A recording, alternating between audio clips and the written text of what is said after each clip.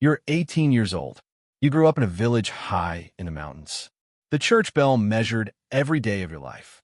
Your mother took you to Mass before you could walk. She prayed the rosary every night by candlelight. Your father said little and prayed even less. He worked the fields until his back finally gave out. You have one younger sister named Maria. She is 14, and she thinks you're crazy. You served as an altar boy from the age of 7. You love the smell of incense and the quiet of the empty church. One morning you felt something you could not explain. You called it calling because you had no other word. You told your mother first. She wept and held your face in her hands. You told the parish priest next. He smiled like he had been waiting years for this. He wrote a letter to the diocese on your behalf. Now you stand at the gate of a seminary in the city. You carry one suitcase and a Bible your grandmother left you. The building is old and gray and enormous. Other young men arrive on the same gray morning.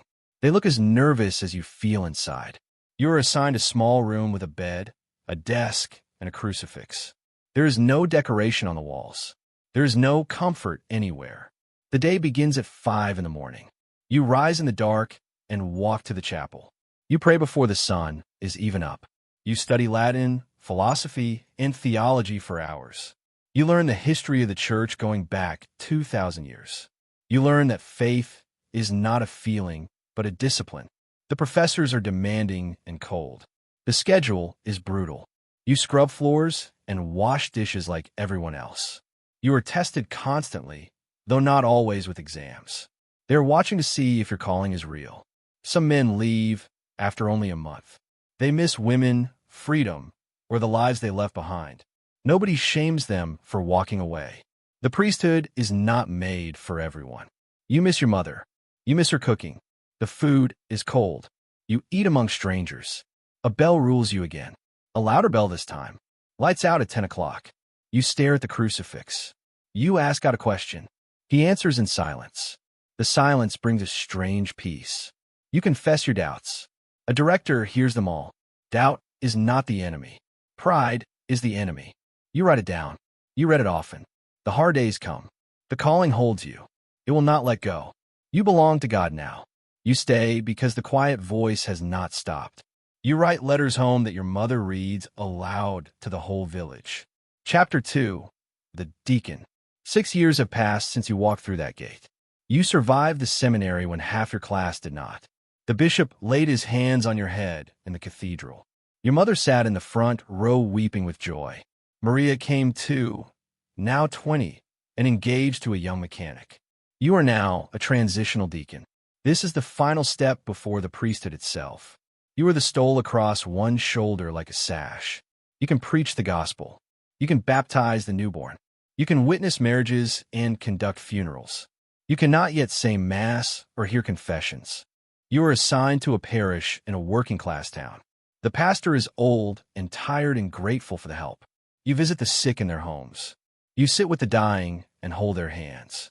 You bury the dead and comfort the families left behind. You learn that ministry is not glamorous. It is mostly showing up when nobody else will.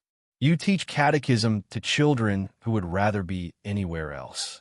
You read the gospel at Mass and feel the weight of every word. You make mistakes. You stumble over Latin you thought you had mastered. The old pastor corrects you gently and tells you stories. He has been a priest for 40 long years. He warns you that the collar changes how people see you. Some will trust you with secrets they tell no one else. Some will resent you for what they think you represent.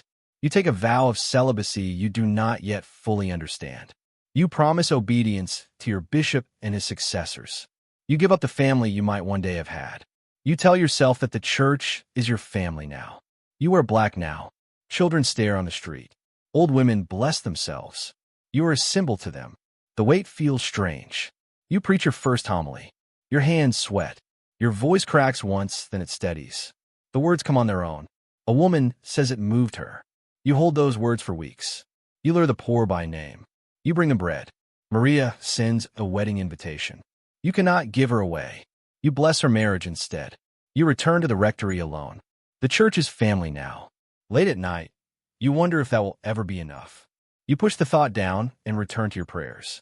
Chapter 3. The Parish Priest. The day you waited for finally arrives. The bishop ordains you a priest of the diocese. You lie face down on the cold cathedral floor during the litany. When you rise, you are something you can never stop being. The change is permanent and you feel in your bones. You say your first Mass the very next morning. Your hands shake as you lift the host above the altar. Your mother receives communion from her own son and cannot stop crying. You are given your own parish within a few years. It is a small church in a fading little town. The roof leaks when it rains. The boiler is older than you are. The congregation is mostly elderly and shrinking every year.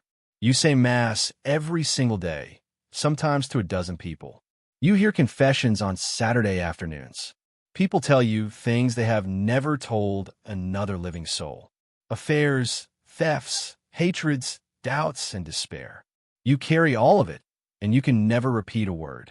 The seal of confession is absolute. You would go to prison before you would ever break it. You baptize babies and marry couples and bury their grandparents. You watch whole families move through the cycle of life. You become the keeper of the town's private history. You are called at 3 o'clock in the morning to anoint the dying.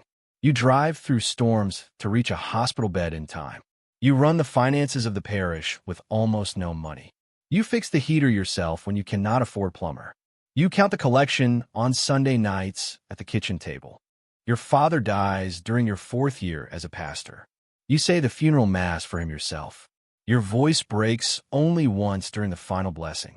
Your mother moves into a small apartment near your rectory. She cooks for you on Sundays and worries that you are too thin. Maria has 2 children now and lives 3 towns over. You baptize both of them with your own hands. The rectory bed is cold. The nights are lonely. The silence is total. You learn to love it. You live inside prayer.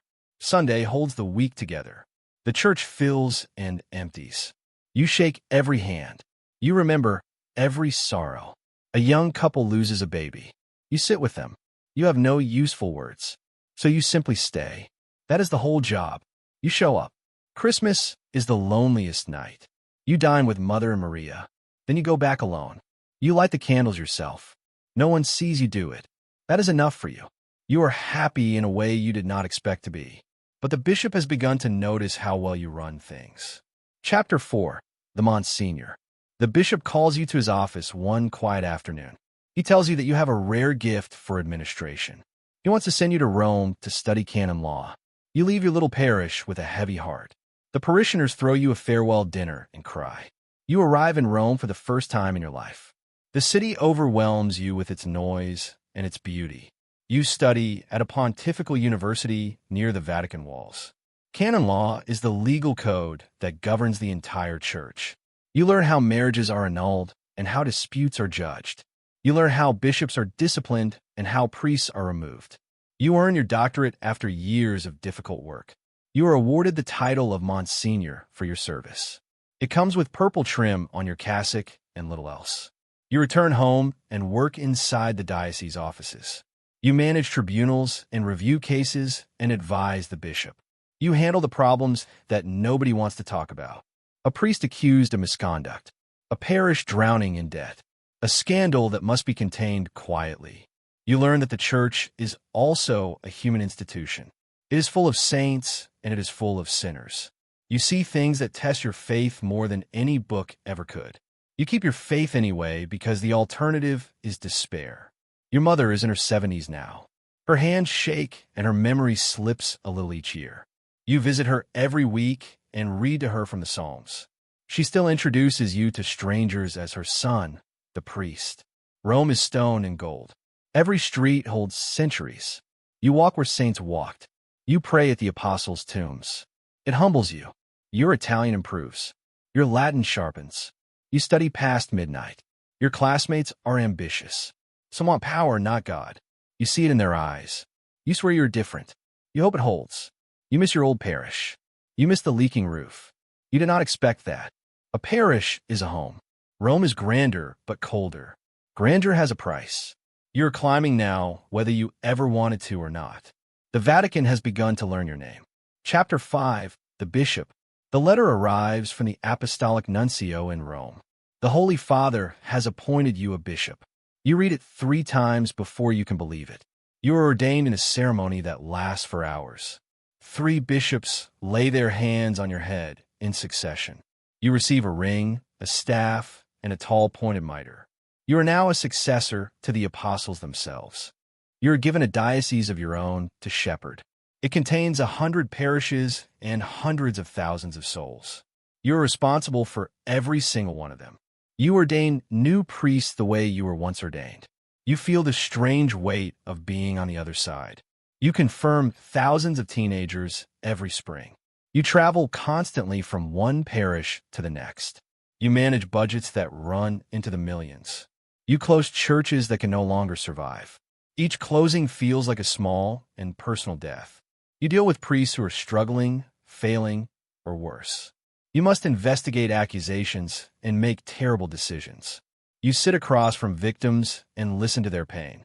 You learn that leadership means carrying burdens that crush ordinary men. You attend conferences with other bishops in the capital.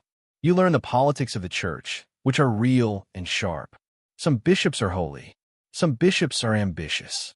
Some of them are both things at once. You watch how they maneuver for position and influence. Your mother passes away during your 3rd year as bishop. She dies in her sleep with her rosary in her hand. You say her funeral mass in the cathedral wearing your mitre. The whole village comes. The same village where the bell once measured your days. You bury her next to your father in the old churchyard. Maria stands beside you, gray now herself, holding your arm. They call you Excellency. You never get used to it. You wear a ring of office. People line up to kiss it. You bless great crowds. The gestures feel borrowed. Then they become yours. Your calendar fills a year out. You sleep 5 hours. You eat in moving cars. Free days disappear. A young priest weeps to you. He wants to leave. He has fallen in love. You do not shame him. You remember your own vow. You let him go gently. You pray for him for years. You know his pain too well. Your vow still costs you. You realize you are alone in a way you never were before. The church is your family. You remind yourself once again. Chapter 6. The Archbishop. Rome promotes you once again. You are made the Archbishop of a major city. An archdiocese is larger and more important than a diocese. You wear a special band of white wool called a pallium. The Pope blesses it himself and sends it to you. You now oversee not just your own territory, but a whole region. Other bishops look to you as their senior. You sit on national committees that shape church policy. You speak to the press, which is dangerous and necessary. Every word you say can become a headline overnight. You learn to choose your words like a man walking on thin ice. You meet with politicians and business leaders and ambassadors. You advocate for the poor, the immigrant, and the forgotten. You also defend the church against its many critics. Some of those critics are right, and you know it. You travel to Rome several times a year now. You begin to know the corridors of the Vatican by heart. You meet the cardinals who run the great departments of the church. You learn who holds real power and who only pretends to. You attend audiences with the Holy Father himself. He is old and frail, but his eyes are still sharp. He remembers your name and asks about your region. You realize that he is watching you. The most powerful man in your world has taken notice of you. You return home and tell no one, but you cannot sleep. Maria calls you on the phone and teases you about becoming famous. You laugh, but you both know that something is changing. Her children are grown now, with children of their own. Cameras follow you everywhere. One wrong sentence ruins years. You speak in careful circles. You learn what not to say. The press wants scandal. You refuse to give it. You meet a president. You meet a beggar. You try to treat them the same. It is harder than it sounds. Power bends everyone. You feel it bending you. You fight it with confession. You confess to a simple monk. He shows you no difference. You're grateful for that. You need to be seen as a man, just a man. Maria reminds you of that. You baptize that whole family across the long years. You're the single thread that runs through all of them. Chapter 7.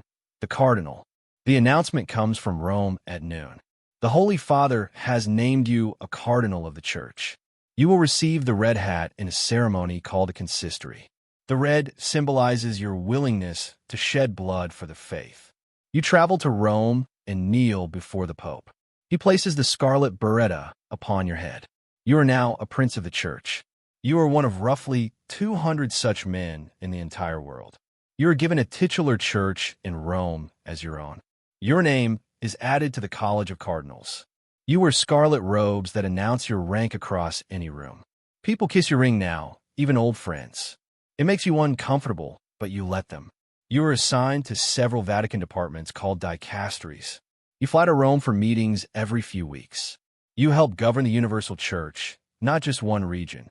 You vote on matters that affect more than 1 billion Catholics. You learn the deepest politics of the Vatican now. Alliances form and dissolve over decades. Old rivalries simmer beneath polite and patient smiles. You learn to read a room full of cardinals. You learn who can be trusted and who cannot. You learn that holiness and ambition can live in the same heart. You examine your own heart and do not always like what you find. You begin to understand a terrible truth. One day this pope will die and the men in these red robes will choose his successor. You might be in that room. You might even be considered for the throne. You push the thought away as pride, but it always returns. Maria is a great-grandmother now and slowing down. The robes are red as blood. They are a warning to you. Red for the martyrs, red for the cost. You dine with the cardinals. Some are humble men. Some are hungry for more. You tell them apart fast. You learn whose smiles are real. Rome runs on patience. Nothing here moves fast. Centuries are the measure. You think that way now? Your village feels distant. The old bell is far away. Would that boy know you? You are not sure. The thought sits heavy. You pray and release it. You call her every Sunday from Rome. She is the last person alive who knew you as a boy. Chapter 8. The Curia, Cardinal. The Pope calls you to Rome permanently. He needs you to run one of the great offices of the Church. Perhaps you become the prefect of a powerful dicastery. Perhaps you become the Secretary of State himself. The Secretary of State is the second most powerful man in the Vatican. You move into an apartment within the Vatican walls. You now live inside the smallest country on earth. It is barely 100 acres surrounded by the city of Rome. It has its own post office, its own bank, and its own guards. The Swiss Guard in their striped uniforms salute you. You walk past St. Peter's Basilica every single morning. You attend meetings where the future of the Church is decided. You manage relationships with nations all around the world. The Vatican has diplomatic ties with almost every country. You negotiate with presidents and prime ministers and kings. You handle crises that never reach the newspapers.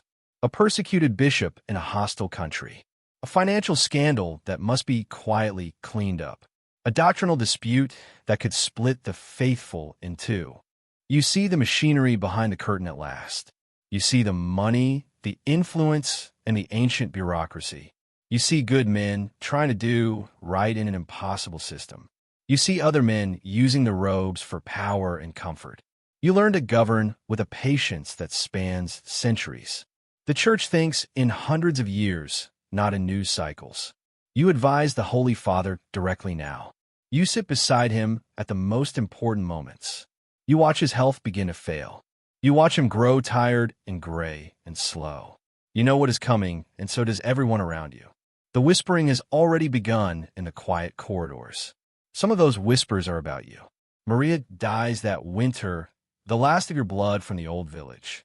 You fly home to bury her, the final funeral of your family. The Vatican is a tiny country. It has its own laws. Much of it is ordinary. Tired men buried in paper. Much of it is holy. Saints knelt in its chapels. You hold both truths. The Holy Father trusts you. That trust is heavy. You guard it carefully. You join the hardest talks, wars, famines, persecution. You carry unseen burdens. You share them with no one. You have no wife. You have no child. Only God hears the weight. You're 68 now. Your knees ache on the marble. You kneel anyway. You stand alone at the grave where your mother and father already lie. You're the last one left now, and the village bell still rings. Chapter 9. The Papabile. The Holy Father dies on a quiet morning in spring. The bells of Rome toll the news across the entire world. As a senior cardinal, you help manage the days that follow. You are now what they call a papabile, a man who could be pope. The church enters the period called sede vacant, the empty seat. The Camerlengo confirms the death and seals the papal apartments. The funeral draws millions of mourners to St. Peter's Square. You can celebrate the Mass before the eyes of the whole world. Then the doors close and the real work begins. The cardinals under 80 gather from every corner of the earth. There are about 120 of you. You are locked inside the Vatican until a decision is made. The word conclave means with a key. You are sworn to absolute secrecy under pain of excommunication. You file into the Sistine Chapel beneath Michelangelo's ceiling. The Last Judgment looms over the altar before you. You take your oath with your hand upon the Gospels. Then the Master of Ceremonies cries out the ancient command. Everyone who is not a cardinal must leave the chapel. The great doors are shut and bolted from within. You vote in silence, writing a name on a folded ballot. You walk it to the altar and swear before God. The ballots are counted aloud in the heavy hush. No one reaches the 2/3 needed on the first day. The ballots are burned and black smoke rises over the square. The crowd outside groans and waits. Night falls and you cannot sleep. You pray harder than you have ever prayed in your life. You feel the votes beginning to gather around your own name. You are terrified by it. You do not want it, and yet you cannot refuse what God may be asking of you. The next morning, the voting resumes beneath the painted saints.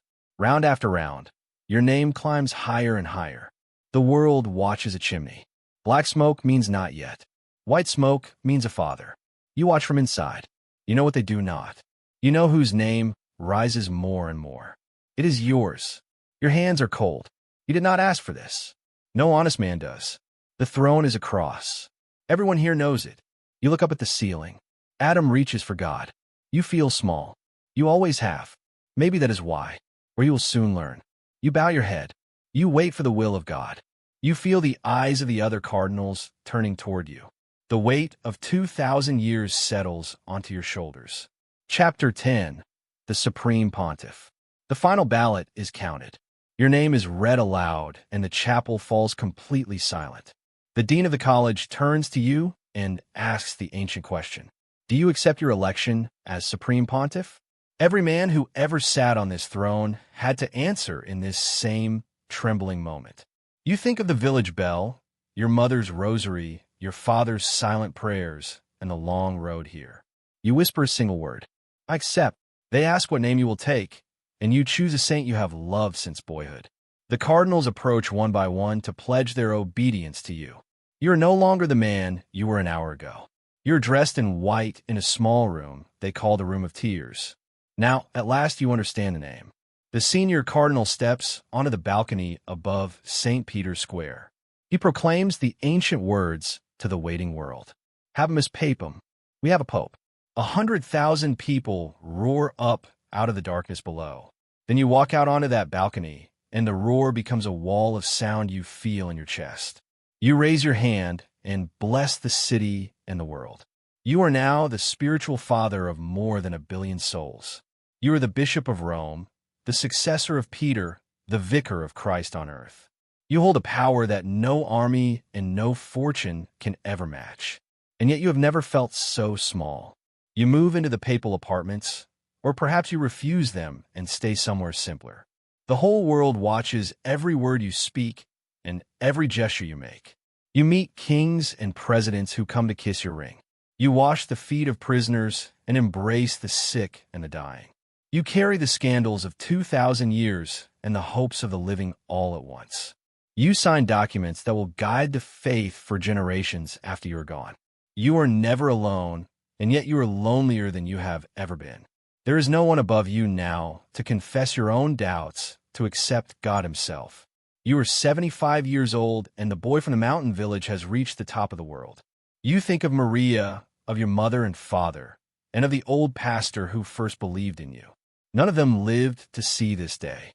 You pray for them every night in your private chapel. You are the last of your family now. You carry their memory like a candle, and you carry a secret that you can share with no one. You are afraid. You are afraid because you know that you're only a man. You know that the white robes do not make you holy. You know that millions will look to you for answers you do not have. You know your every failure will be written into the history of the church forever. You know that one careless word could wound the faith of millions across the world. You know that history will judge you long after you are dust. So you kneel in silence before the altar, an old man in white.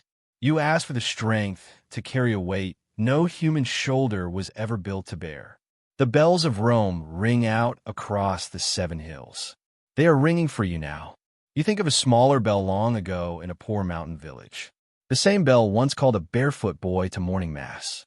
That boy could never have dreamed of this. Neither could the old man he became. Somewhere in a village in the mountains, a church bell is ringing across the rooftops. A small boy sits in an empty pew, breathing in the incense. He is listening to a quiet voice that he cannot yet explain.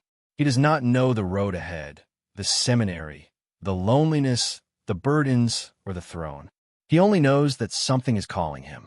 He will follow it the way you did, the way men have for 2,000 years.